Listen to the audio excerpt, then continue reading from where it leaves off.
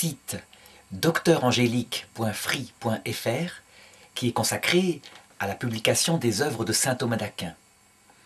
Et en vue de la lecture de saint Thomas d'Aquin, dans la série des leçons de philosophie du vivant, à l'école du Père Marie-Dominique Philippe, voici l'étude du sens de la vision. C'est donc dans l'étude des sens externes, donc de la vie sensible qui est commune à l'homme et à l'animal, le dernier qui peut être étudié. C'est aussi le sens le plus fantastique pour l'homme, parce que le plus spirituel en ce sens que, par son objet, qui est la lumière, la couleur, il peut atteindre des réalités qui sont situées à des milliards d'années-lumière, comme les étoiles, et il peut les voir, y compris telles qu'elles étaient dans le passé, puisqu'on sait que leur lumière met un temps énorme à parvenir jusqu'à nous. Évidemment, quand je dis que c'est un sens très spirituel, c'est par analogie, parce que ça reste un sens. Son objet est une réalité sensible. Donc la couleur, l'image, est donc un support matériel, à savoir les photons, qui viennent actuer cette faculté. Cependant, il y a une analogie avec l'esprit, en ce sens que notre pensée, elle aussi, peut dépasser l'immédiateté, peut se propulser dans des réalités qui ne sont pas présentes. Cependant, la pensée humaine, elle, atteint des réalités qui sont au-delà du sensible, comme par exemple des concepts, mais aussi des réalités spirituelles qu'on ne voit pas. Par exemple, l'esprit humain est capable de penser ce que c'est que Dieu, l'être premier, qu'il peut découvrir d'ailleurs en philosophie par sa raison propre. Le sens de la vue est habituellement celui que les hommes apprécient le plus, tellement la beauté qui a rapport avec ce sens est impressionnante.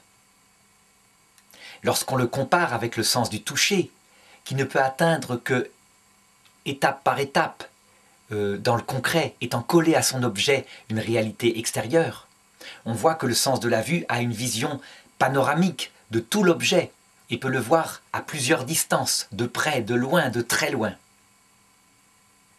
Et en plus, pour ce qui est de l'être humain, il est capable de le voir avec des couleurs fantastiques, des couleurs qui le rendent magnifique et en relief. C'est-à-dire que le cerveau est capable de reconstruire un arrière-plan, un avant-plan, de les distinguer, ce qui propulse l'être humain dans les 3 dimensions de la réalité, et uniquement par ce sens. Cependant, en réalité, et je voudrais le rappeler, ceux qui ont l'expérience d'avoir perdu un sens souffrent davantage de la perte du sens de l'ouïe que de la perte du sens de la vue. Parce que, en fait, concrètement, nous ne sommes pas que des êtres contemplatifs, nous sommes d'abord des êtres sociaux. Or, c'est la perte du sens de l'ouïe qui atteint le plus notre vie sociale en nous coupant des autres personnes et de la communication par la parole échangée. Par contre, le sens de la vue est celui des contemplatifs, c'est-à-dire des personnes qui, solitairement, réfléchissent au sens de la vie. Et dans ce cas-là, c'est la vision des paysages infinis, de l'immensité de l'univers, qui fait le plus penser au caractère sacré que peut avoir peut-être la vie humaine, qui les fait se propulser vers des réflexions métaphysiques, qui touchent le sens de la vie, éventuellement la possibilité qu'il y ait une survie après la mort. Mais avant de me pencher plus précisément sur ce caractère humain et spirituel, ordonné à l'esprit, je dirais, à la vie de l'esprit dans l'homme, il me faut procéder, comme pour les autres sensations, à l'analyse de ce que c'est que l'objet de ce sens particulier, de ce que c'est que son organe. Et puis ensuite, nous pourrons voir sa finalité pour la vie concrète des êtres vivants.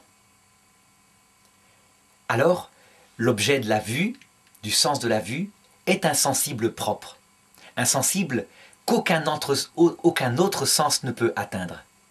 J'entends par sensible propre, justement, quelque chose que le toucher, par exemple, ou le goût ne peut comprendre. Par exemple, si la lumière du soleil touche ma main, certes, je sentirai quelque chose, une chaleur, mais ça n'a rien à voir avec ce que l'œil perçoit de cette lumière. La chaleur, c'est un effet de la lumière quand elle pénètre à l'intérieur d'un corps, elle le réchauffe, et donc c'est de l'ordre du sens du toucher. La lumière, la qualité particulière qui émane de cette lumière du soleil, seul l'œil peut l'atteindre. L'objet, comment dirais-je, du sens de la vue n'est pas directement la lumière. Je dirais que la lumière est plutôt ce qui manifeste, ce qui rend visible quelque chose d'autre qu'on pourrait appeler la couleur. Et on sait comment, scientifiquement, cela fonctionne. La lumière, c'est une réalité qui a plusieurs longueurs d'onde mélangées. Et les corps aspirent ou réfléchissent certaines de ces longueurs d'onde, au point que ce qu'on observe de la couleur d'un objet, c'est la longueur d'onde qui est expulsée, qui n'intègre pas ce corps. Et donc, il faut bien reconnaître que ce que perçoit le sens de la vue, ce n'est pas la réalité de l'objet, mais une émanation de lui, par le fait qu'il est excité par la lumière qui vient le frapper. Et donc, il faut bien distinguer la réalité qui est devant nous et la perception qu'on en a. C'est une chose très différente. D'autre part, c'est encore à la science moderne qu'on doit de comprendre que, en fait, la perception de l'œil humain est une perception extrêmement limitée. Je veux dire par là que les longueurs d'onde que l'œil humain peut percevoir vont du rouge au violet. Et ça, c'est très bien calculé. En mathématiques, c'est une fonction de longueur d'onde, comme je disais. Mais le domaine de la lumière, il est immensément plus large. Il va des ondes gamma aux ondes radio. Certains vivants, on le sait maintenant, ont un spectre de perception par rapport à la lumière, par rapport aux couleurs, qui est décalé par rapport au nôtre, en fonction de ce dont ils ont besoin. Par exemple, les insectes perçoivent l'ultraviolet. Et c'est pourquoi les fleurs, les plantes, pour attirer les insectes, ont des couleurs que nous ne pouvons pas percevoir, mais que des machines peuvent bien percevoir et rendre visible en traduisant la longueur d'onde invisible par une lumière visible. Les insectes, eux, l'aperçoivent et savent qu'il y a là un réceptacle de nourriture et ils s'y précipitent par leur sens de la vue. Cela manifeste à quel point, malgré la magnificence que permet d'aborder ce sens, il est extrêmement limité et qu'il existe certainement, si l'homme pouvait avoir un organe plus performant, des couleurs uniques qu'on ne peut pas percevoir ici-bas. Et à cet égard, je voudrais faire une remarque qui, je crois, est de l'ordre de la philosophie. Depuis environ 50 ans, grâce aux réanimations qu'on a augmentées à l'hôpital, certaines personnes en état d'arrêt cardiaque, en état d'électroencéphalogramme plat, ont vécu des expériences qu'on appelle des expériences proches de la mort et sont sorties de leur corps. Elles ont constaté que, alors que leur organe de la vision était mort, révulsé, resté avec leur corps, elles sortaient de leur corps et elles voyaient ce qui se passait autour d'elles dans la pièce. Et on a pu comparer ce dont elles témoignaient avec ce qui s'était réellement passé, ce qui constitue un signe très fort qu'il n'y a pas là simplement un rêve, mais une expérience objective. C'est une expérience d'ailleurs qui a des implications énormes en philosophie, même si, pour le moment, ce ne sont que des témoignages, donc le support est extrêmement fragile. Ce dont témoignent ces personnes, c'est que leur sens de la vision demeurait, et qu'elles constataient qu'il avait des propriétés nouvelles. Elles ont vu, disent-elles, des lumières qu'on ne voit pas sur Terre, des couleurs, pardon, qu'on ne voit pas sur Terre. Lorsqu'elles regardaient des plantes, par exemple, il y avait quelque chose, une qualité sensible qu'on ne voit pas sur Terre. Donc ceci peut toucher l'espoir humain, pour se dire que peut-être que la vie terrestre n'est qu'une première étape, et que d'autres perfections attendent l'homme. Et l'esprit humain, l'intelligence humaine aimerait évidemment profiter de ces nouvelles sensations fantastiques. Il faut remarquer que si nous, les êtres humains, nous voyons un certain nombre de couleurs, nous pouvons dire avec une grande probabilité que c'est adapté à notre nature animale. Je veux dire que l'être humain, visiblement, a un corps qui est issu de la famille des primates. Des primates qui vivaient socialement et qui probablement étaient omnivores, un peu comme les chimpanzés actuels, qui sont capables de manger des fruits, mais aussi de chasser des proies et de les dévorer.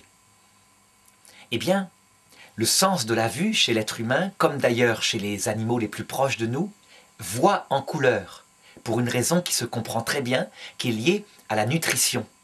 Parce qu'il faut être capable, en voyant en couleur, de distinguer un fruit qui est mûr d'un fruit qui n'est pas mûr. Au contraire, certains animaux carnivores qui n'ont pas besoin de discerner la couleur, ils ont juste à repérer le mouvement d'une proie. Eh bien, voient en noir et blanc, non pas l'organe particulier dans l'œil qui leur permettent de discerner les couleurs. Donc ceci manifeste à quel point, dans le monde animal, la finalité du sens de la vue a été liée à la vie végétative, et que nous, les hommes, fort heureusement, nous en profitons, parce qu'il serait tout de même très triste si nous ne voyions qu'en noir et blanc. Nous ne nous en rendrions pas compte, évidemment, puisqu'il faut expérimenter pour se rendre compte de ce que c'est la beauté de la couleur. Et de même, à cet égard, on peut constater que, chez l'homme, le sens de la vue n'est pas le plus performant qui existe dans la nature. Il est ordonné à une survie qui est d'une façon particulière. Donc l'homme pourrait survivre éventuellement que de cueillette. Il n'aurait pas besoin tellement de chasser, ou alors des petits animaux. Par contre, certains animaux, en fonction de leur survie, ont besoin d'autre chose. Et donc on voit des animaux qui, par exemple, ont une capacité de voir presque à 360 degrés. Et donc leurs yeux sont situés plutôt ici, sur le côté. Il faut qu'ils surveillent les prédateurs qui peuvent les attaquer. C'est le cas des herbivores en particulier. Pour l'homme, le fait d'avoir les deux yeux devant permet de voir en relief, donc de distinguer très bien un arrière-plan et un avant-plan. Ce qui permet, si on considère que nous venons bien des primates, évidemment, d'avoir une précision dans le geste pour attraper une branche, pour éventuellement grimper aux arbres, si c'était le cas des ancêtres par évolution, avant que l'esprit ne soit créé, bien sûr. D'autres animaux ont une capacité de voir avec une rapidité extraordinaire. Le cinéma, par exemple, fonctionne en 24 images secondes, tout simplement parce que l'œil humain n'est pas très performant et n'arrive pas à percevoir les blancs entre chaque image.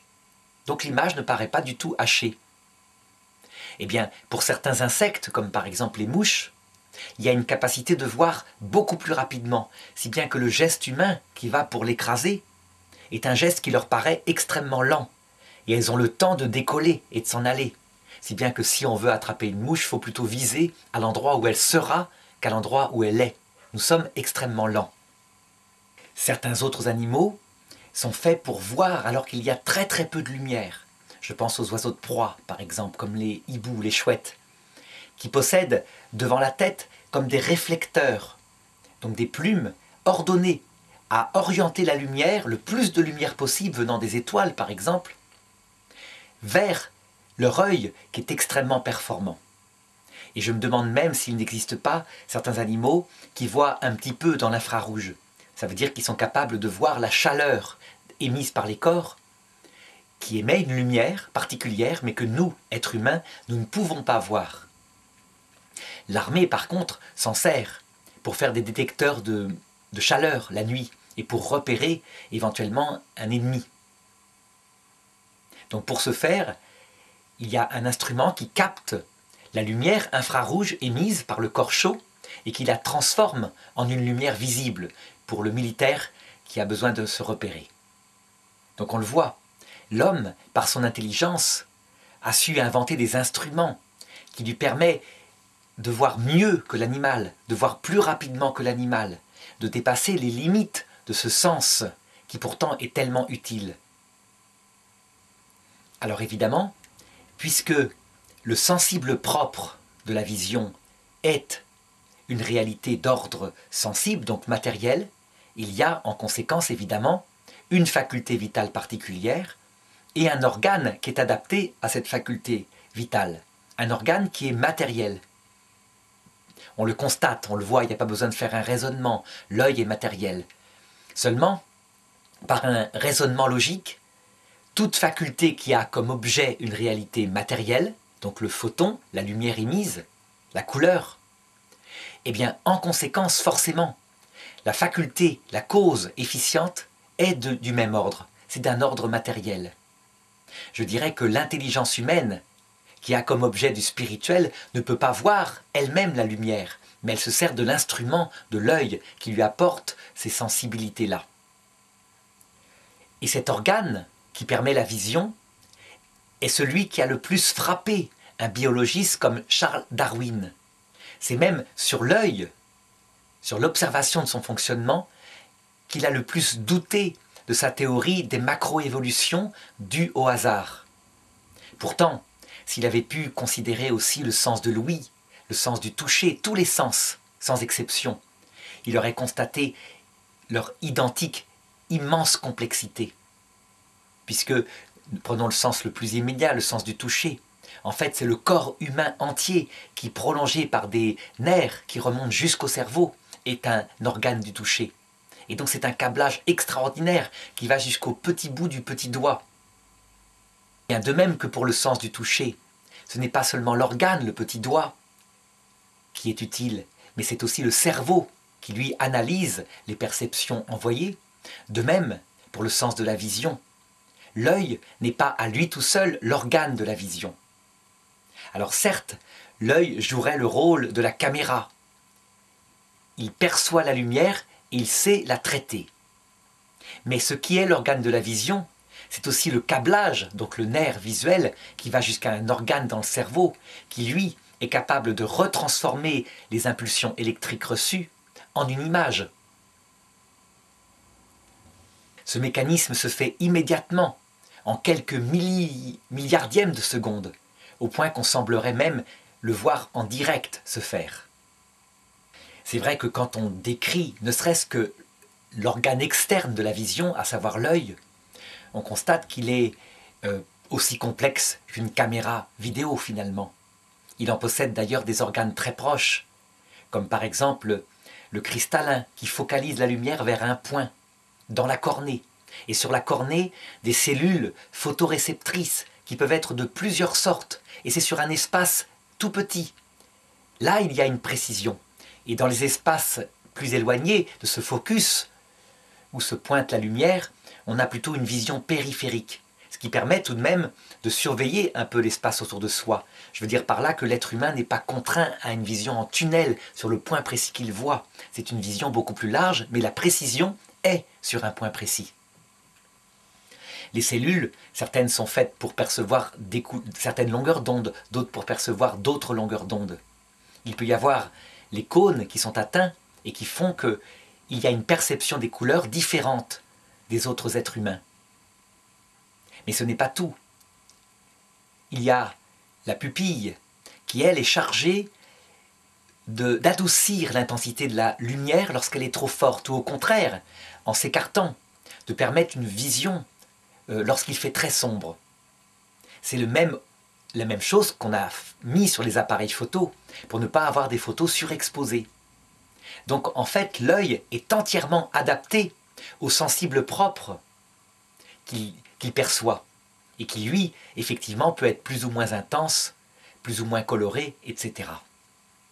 En ajoutant à ça le nerf visuel qui vient se connecter sur un organe particulier dans le cerveau qui traite les informations, on obtient une machinerie extraordinaire qui en plus est connectée à toute la conscience humaine.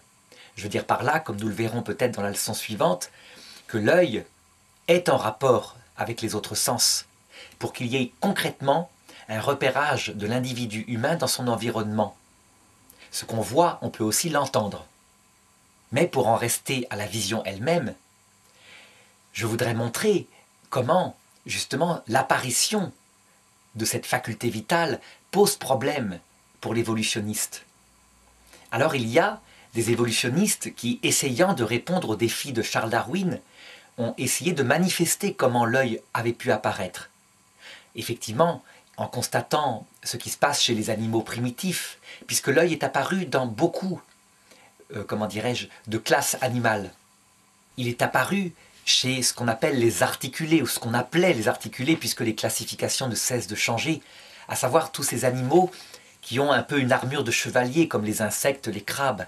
Il y a chez eux des yeux extrêmement performants. Chez les insectes, ce sont souvent des yeux à facettes, et qui leur permettent une vision parfaite, extrêmement rapide, et souvent à 360 degrés. Mais l'œil est apparu aussi chez les mollusques, donc cette classe d'animaux au corps mou. Pas tous les mollusques, mais par exemple l'œil est très performant chez les pieuvres, chez les seiches, au point que chez eux, le langage, la communication semble passer par les changements de couleur de leur peau. Donc c'est un langage fait par la lumière et qui est donc reçu par leur œil, qui sans doute est bien plus performant que le nôtre. L'œil est apparu donc chez les vertébrés, dont nous faisons partie, ça c'est évident, on le voit. Et enfin, il est même apparu des yeux peut-être primitifs chez ce qu'on appelle les rayonnés, donc les étoiles de mer, les animaux qui ont une forme un peu, comment dire, un peu comme un soleil, quoi, comme un rayon. Et donc les évolutionnistes, en observant les yeux, ont constaté qu'il y en avait certains qui étaient primitifs au point qu'ils n'étaient juste sensibles qu'à l'intensité de la lumière. Un peu comme des cellules photoélectriques qu'on avait inventées au début du XXe siècle pour mesurer l'exposition de sa photo. Et puis, ils ont imaginé le mécanisme suivant, comment dirais-je, une cellule photosensible, un trou se creuse, elle est au fond de ce trou, et petit à petit, il se forme sous forme de boule, ce qui bien que la lumière peut être un peu plus focalisée vers un point. Un cristallin vient apparaître, qui focalise de manière précise sur un point, et qui permet cette fois une vision extrêmement précise, et pas seulement de repérer s'il fait sombre ou clair. Cependant, ce qui pose problème à cela, c'est que rien que le première étape, à savoir la cellule photosensible, c'est quelque chose qui implique un ADN extrêmement complexe, des milliers et des milliers de bases codantes. Alors sans compter le cristallin, lui aussi implique un code précis qui le programme, qui le fait apparaître, mais aussi qui lui donne sa position précise. Et donc en fait, ces mécanismes-là, qui peuvent tout à fait être valables, c'est vrai que lorsqu'on regarde l'évolution des appareils photo, par exemple, on constate qu'effectivement, l'intelligence humaine a pensé des choses primitives avant de penser des choses performantes comme maintenant. Cependant, il est très compliqué de dire que le mécanisme qui a fait apparaître une chose complexe comme cela peut être simplement le hasard et la sélection naturelle. Je pense que la solution au mécanisme de l'évolution, puisqu'on le constate cette évolution, mais la solution à ce mécanisme passera par la comparaison des ADN, repérer combien de bases servent à coder par exemple les bâtonnets, les cônes, si ces bases sont spécifiques d'un autre langage. Effectivement, si on peut constater que chez des animaux comme les mollusques, l'œil est apparu avec des pages de code extrêmement précises et tout à fait différentes de ce qui est apparu chez le mammifère, on pourra peut-être en tirer des conclusions. Pardon, pas chez les mammifères, mais chez les vertébrés. On pourra en tirer des conclusions. En tout cas, il me semble très très rapide, très exagéré en philosophie, d'admettre comme ça a priori que le mécanisme de Darwin, qui lui explique très bien des tout petits changements, des changements de forme d'organes, taille d'une nageoire, etc., puisse expliquer un organe aussi extraordinaire que l'œil. On va beaucoup trop vite.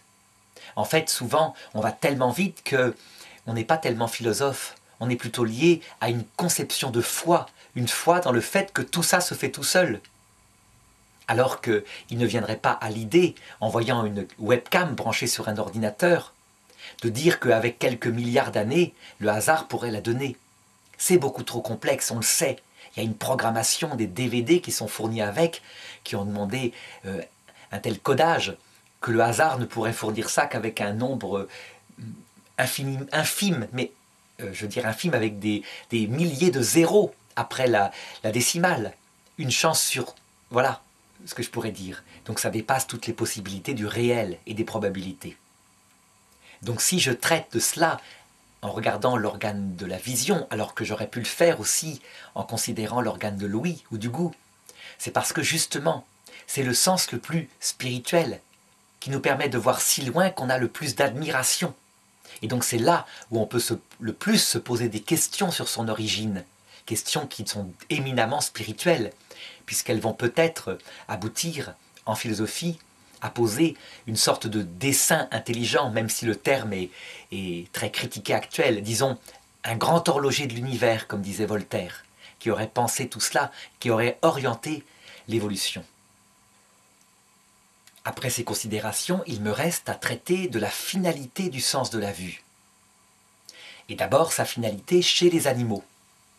Et là, comme toujours, étant donné que ça fait partie de la vie sensible, qui n'a pas de finalité en elle-même, eh bien on voit que le sens de la vue est orienté à la vie végétative et à ses instincts fondamentaux, instinct de survie et instinct de reproduction de l'espèce. Certes, la nature aurait pu s'en passer, la reproduction se fait très bien sans le sens de la vision.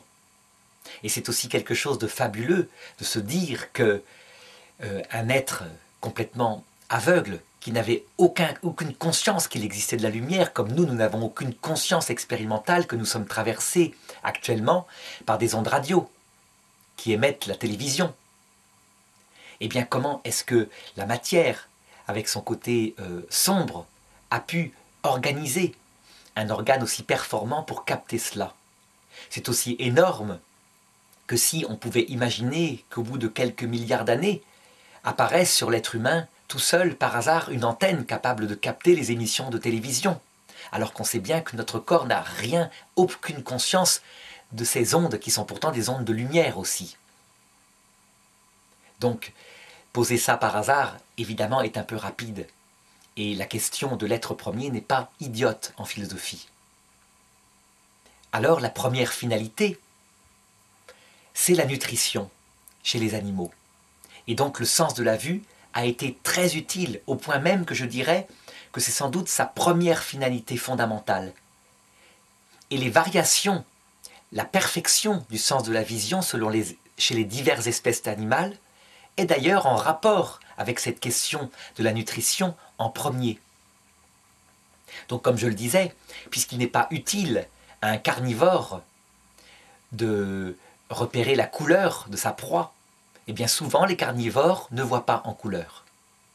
Par contre, parce qu'il est fort utile à un insecte de repérer une fleur qui produit le nectar dont il se nourrit, eh bien, il a une capacité de voir des couleurs émises par les pétales et qui ne sont pas dans les lumières que nous, êtres humains, nous percevons, qui vont être par exemple de l'ordre de l'ultraviolet. Ça lui sert à se repérer parce que sans doute l'ultraviolet brille, flash pour eux dans les champs. Et donc ça leur évite d'avoir à discerner entre l'herbe verte et la fleur qui, elle, est vraiment le réceptacle de leur nourriture. L'avantage qu'apporte le sens de la vue à la nutrition, c'est qu'elle permet de repérer une proie de très loin.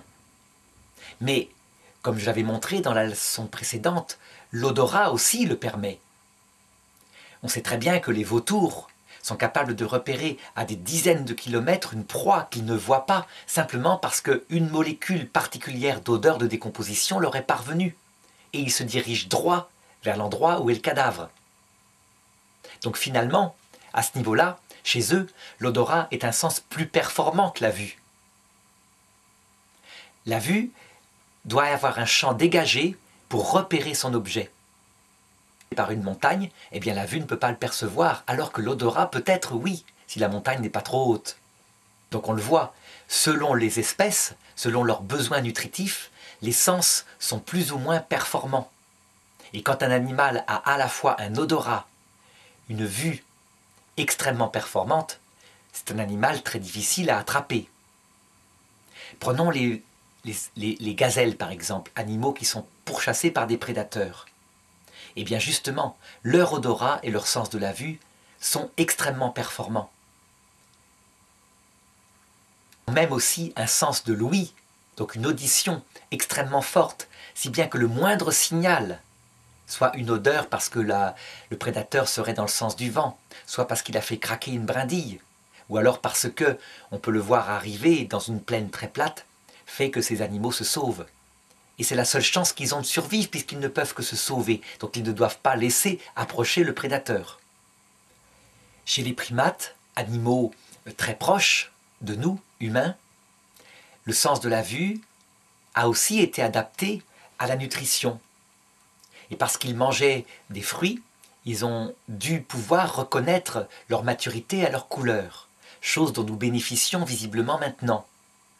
C'est sans doute aussi à leur mode de vie qui était à l'origine dans les arbres, même si l'hominidé fossile, comment dirais-je, qui n'avait pas encore d'esprit, dont on trouve les fossiles actuellement, vivait plutôt sur le sol, dans la savane. Mais toujours est-il que, adapté à ce mode de protection dans les arbres, il y a une vision en relief, ce qui permet d'attraper une branche, de ne pas se tromper lorsqu'on se lance de très haut, d'avoir un geste extrêmement précis. Et ça aussi, nous en bénéficions actuellement, et particulièrement dans le cinéma en 3D, où on se sert du fait que les yeux sont éloignés légèrement de quelques centimètres, ce qui permet une perception légèrement décalée, et donc le cerveau retraduit le signal, la petite différence de perception des lumières, en 3 dimensions.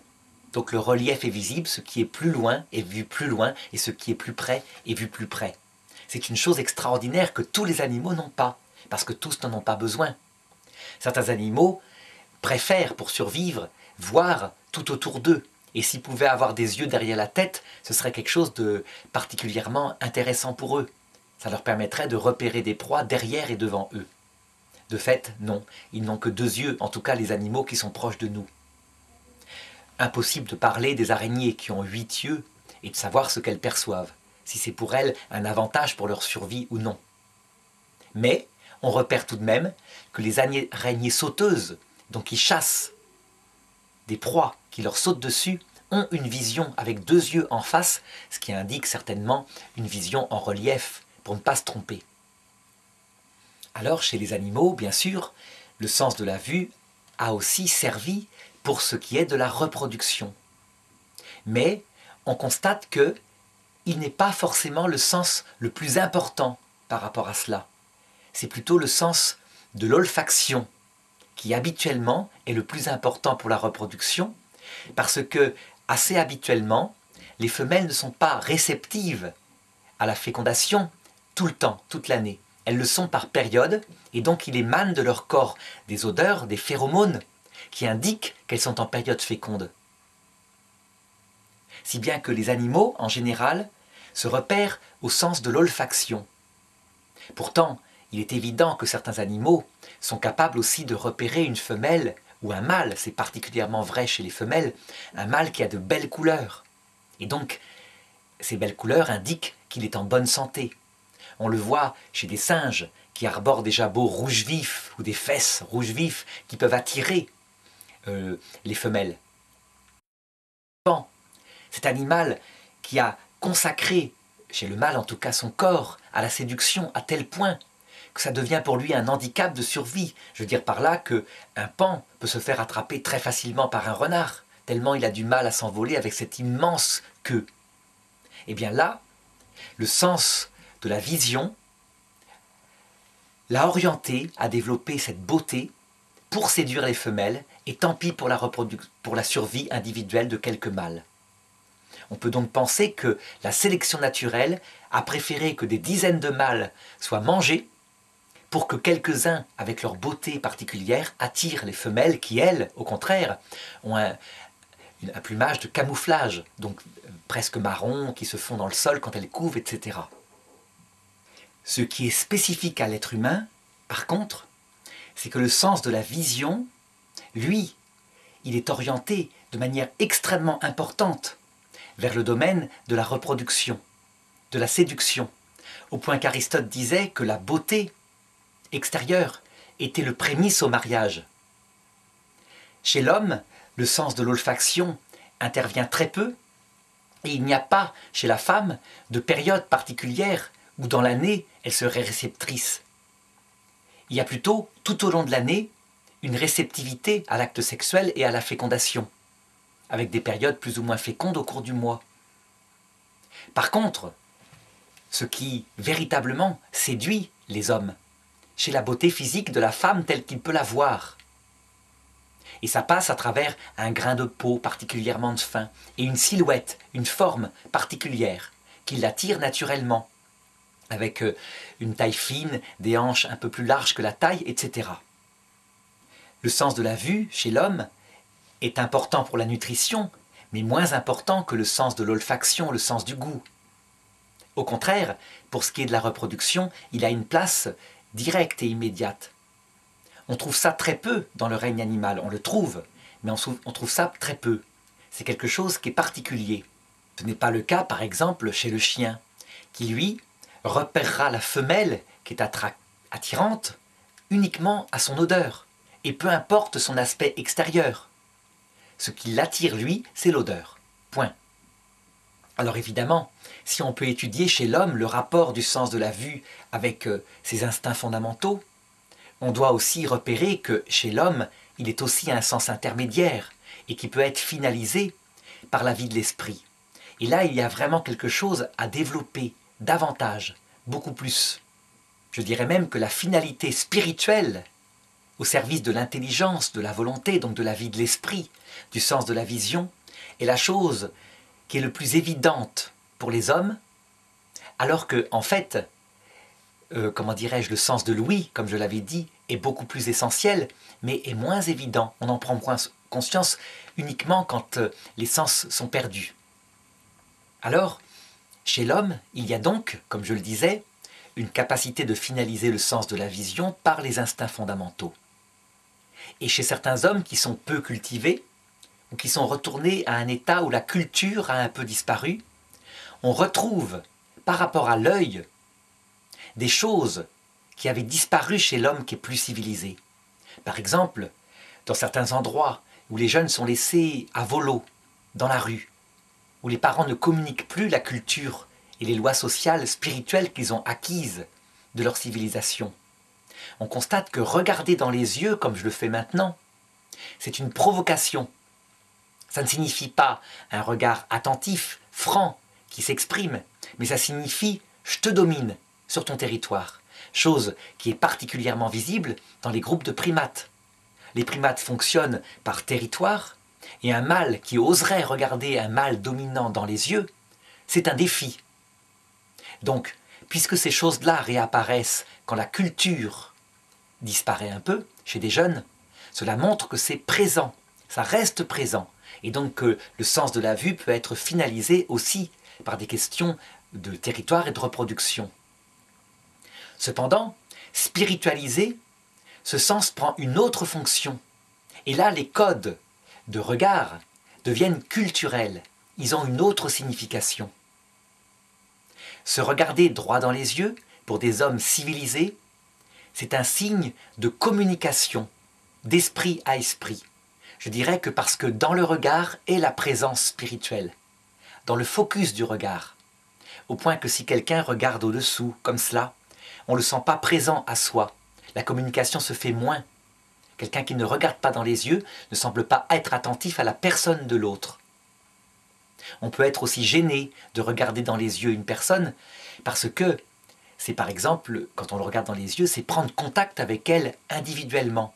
Et c'est pourquoi dans les métros, les gens ont plutôt l'habitude de ne pas se regarder dans les yeux, mais d'avoir les yeux baissés ou occupés ailleurs ou de regarder dans le vague. Donc, ça a une signification extrêmement importante pour les relations humaines.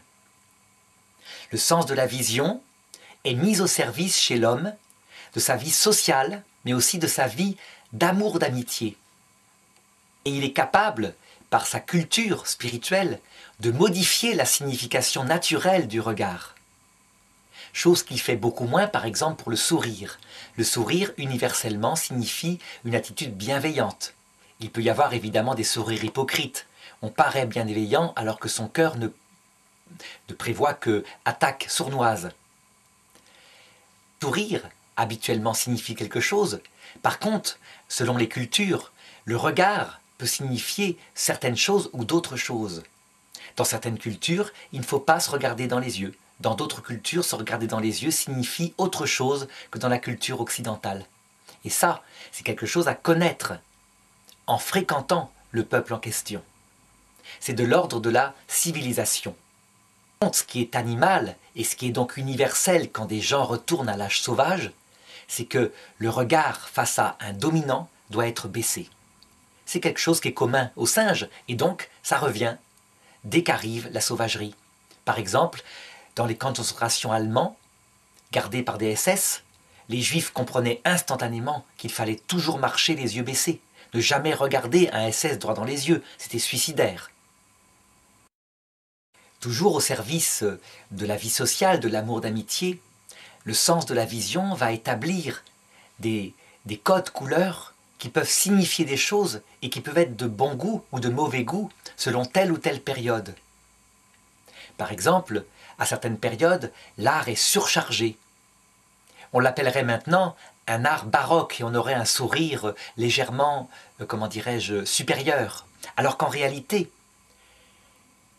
ce n'est pas une supériorité, c'est qu'on préfère dans notre sensibilité actuelle un art qui soit plus dépouillé. Mais ça dépend des périodes, c'est des choses qui reviennent. On passe souvent d'un caractère surchargé à un caractère dépouillé dans l'art tous les 50 ans. En tout cas, ce sens de la vue intervient, par exemple au niveau des repas qui, eux, sont finalisés par la rencontre des autres dans des restaurants extrêmement chics. Ce qui caractérise un restaurant 4 ou 5 étoiles, ce n'est pas la qualité de la nourriture, à un moment donné on atteint la perfection, mais c'est la présentation, les codes couleurs, la beauté, la grâce, la décoration de la table. Et ça, c'est au service des relations humaines, qui sont de plus en plus fines et civilisées. De même, le sens de la vue peut être mis au service de la vie spirituelle, de la vie mystique même, c'est-à-dire de tout ce qui a rapport avec le sacré, le religieux. Et je dirais qu'il y a eu une civilisation qui a voulu se passer entièrement de toute représentation pour signifier le divin. C'est la civilisation des Juifs au temps de Moïse, et tout au long jusqu'à maintenant. Les musulmans sont un petit peu dans la même perspective. Ça veut dire qu'on se refusait à représenter Dieu, mais aussi les créatures de Dieu, les dieux entre guillemets avec un X, c'est-à-dire les anges et les hommes, ceux qui sont capables de providence. Parce qu'on estimait que lorsqu'on représentait Dieu, on le réduisait à une conception humaine. Et donc Moïse est très strict pour dire « tu ne représenteras pas Dieu par une image sculptée ». Ce qui n'empêche pas de le faire au-dessus de l'arche d'alliance et de représenter 2 chérubins, ce qui montre qu'il y a une certaine souplesse. Eh bien le peuple juif, hébreu, aura énormément de mal à appliquer ces commandements-là. Et perpétuellement, il se créera des statues. Tout simplement parce que l'homme, dans sa connaissance spirituelle de Dieu, a besoin naturellement de représentations sensibles. Je veux dire que l'homme, de manière connaturelle, n'arrive pas à comprendre une réalité spirituelle sans se servir du sensible. Et pourtant, ce sera imposé par la loi de Moïse.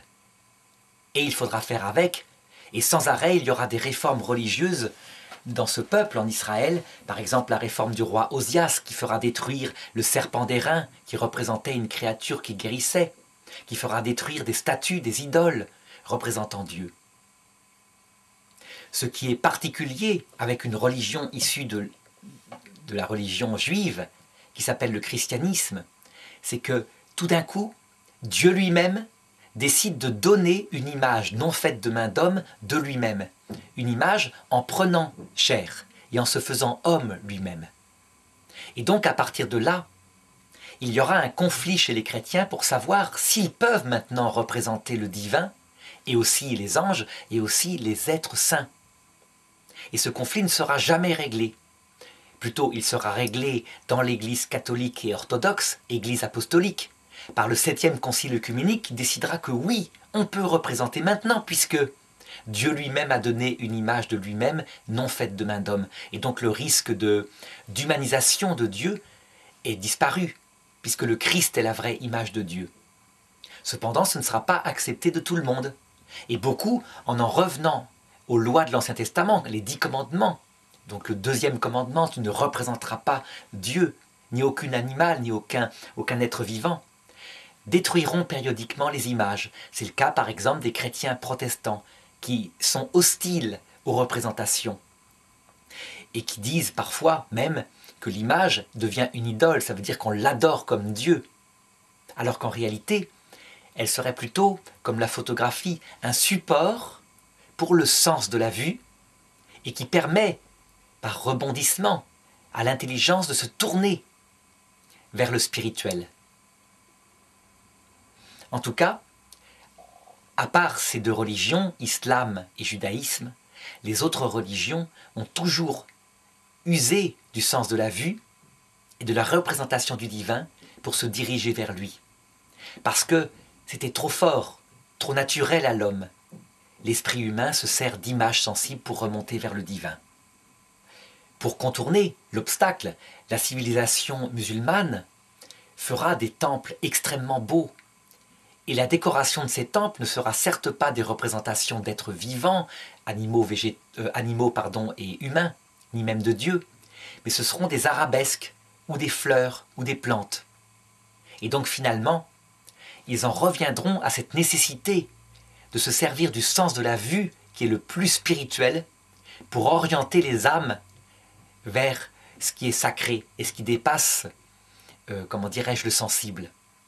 On pourrait se demander, étant arrivé là, quel est parmi les arts sacrés celui qui approche le plus du divin? Est-ce que c'est la musique sacrée, donc le sens de l'ouïe, ou est-ce que c'est la représentation picturale sacrée, ou la statuaire, qui elle aussi est regardée? Eh bien je dirais que la musique, elle, permet souvent de s'intérioriser. Et elle a une certaine capacité à manifester le caractère mystérieux de Dieu. La peinture, au contraire, a une fonction de rendre concret sa présence. Parce que voir le visage du Christ sur une icône, ça le rend beaucoup plus présent qu'entendre une musique qui symbolise sa présence. C'est pareil pour les parfums d'encens qui montent vers le divin dans les temples de beaucoup de religions. Ce sens-là, le sens de l'odorat, fera plutôt sentir le caractère caché du Dieu, à savoir qu'il est présent et puis il disparaît. Il y a des lieux où on sent sa présence et des lieux où on ne la sent pas, des lieux profanes.